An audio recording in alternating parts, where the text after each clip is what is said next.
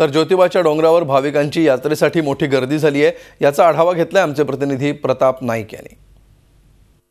ज्योतिबाच्या नावाने चांगबल, केदारनाथाच्या नावाने चांगबलाच्या गजरामध्ये आपण पाहू शकता की ज्योतिबाची जैत्रयात्रा सुरू आहे।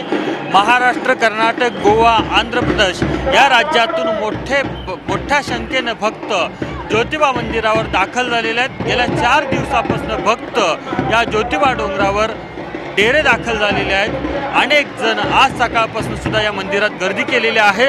सकाळी ज्योतिबाची शासकीय पूजा बांधण्यात आली आणि त्याच्यानंतर हे जे मंदिर आहे ते भक्तांना दर्शनासाठी खुलं करण्यात आलेलं आहे। आपण बघू शकतो की कशा प्रकारे हे जे भक्त आहेत ते गुलाल आणि खोबऱ्याच्या उधळणीत ज्योतिबावर वर्षाव करतायत, ज्योतिबावर खोबरं उधळतायत आणि एकच मागणं करतायत की ज्योतिबाच्या नावाने चांग भलं, सगळ्यांचं चांगलं भलं कर, हीच अपेक्षा घेऊन या ज्योतिबा डोंगरावर भक्त मोठ्या संख्येने दाखल झालेले आहेत। ज्योतिबाच्या या डोंगराला एक पुरातन ऐतिहासिक असं महत्त्व आहे, कारण ज्योतिबा याचा अर्थ प्रत्येकाचा बा, ज्याच्याकडे आपण दया याचना करतो, ज्याच्याकडे आपण मागणं करतो, ज्याच्याकडे हट्टानं आपण एखादी गोष्ट मागतो आणि त्याच्यानंतर आपला हा बा म्हणजे ज्योतिबा हा सगळ्यांचं मागणं पूर्ण करतो, अशा प्रकारची एक भक्तांची श्रद्धा आहे। आणि त्याच पद्धतीनं प्रत्येक भक्त ह्या शासन काट्या घेऊन मानाच्या या ठिकाणी डेरे दाखल झालेला दिसतोय।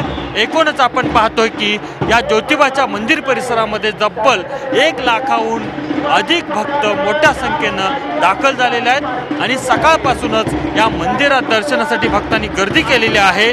ज्योतिबाच्या या मंदिराला पुरातन ऐतिहासिक जो महत्त्व आहे त्याच्यामध्ये रत्नासूर राक्षस जो होता त्यानं ज्योतिबावर हाहाकार माजवायला सुरुवात केली। त्यावेळेला महालक्ष्मीनं केदारनाथ अर्थात ज्योतिबाला या मंदिरावर पाठवलं आणि या ठिकाणी आल्यानंतर ज्योतिबाने रत्नासुराचा वध केला।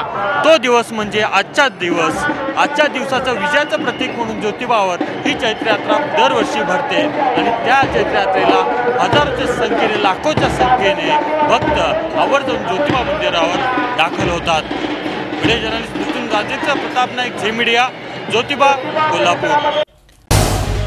झी 24 तास रहा एक पाऊल पुढे।